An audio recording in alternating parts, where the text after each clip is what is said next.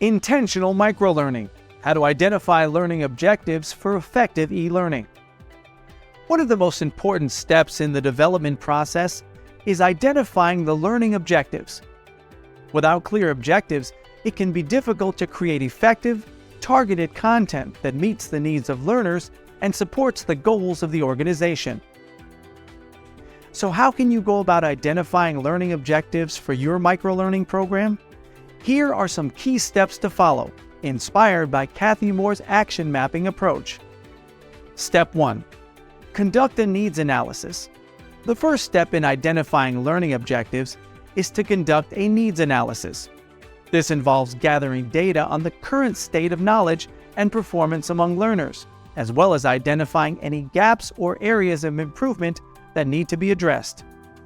By conducting a needs analysis, you can gain a better understanding of the skills and knowledge that learners need to develop in order to achieve specific business goals.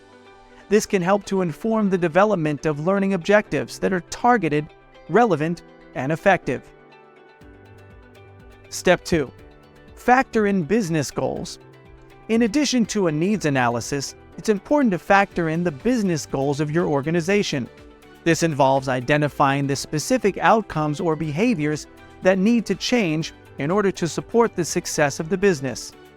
For example, if the goal is to improve customer satisfaction, you might identify learning objectives that focus on communication skills, problem solving, and conflict resolution.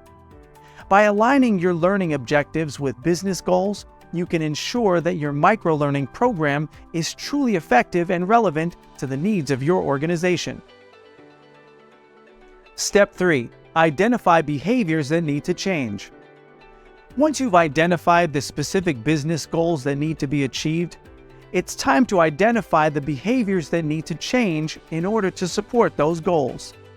This involves thinking about the specific skills, knowledge, and attitudes that learners need to develop in order to perform at a higher level. For example, if the goal is to improve customer satisfaction, you might identify specific behaviors that need to change, such as active listening, empathy, and problem solving. By identifying these specific behaviors, you can create learning objectives that are targeted and relevant to the needs of your learners. Step 4.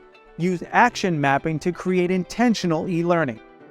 Finally, it's important to use an approach like action mapping to create intentional microlearning content that is designed to support behavior change. This approach involves breaking down the learning objectives into specific actions or tasks that learners need to perform in order to achieve the desired outcomes.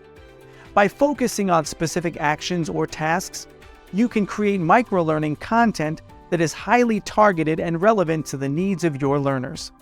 This can help to improve engagement and retention, as learners are more likely to see the direct relevance of the content to their own work and performance. In conclusion, identifying learning objectives is a crucial step in the development of effective microlearning content.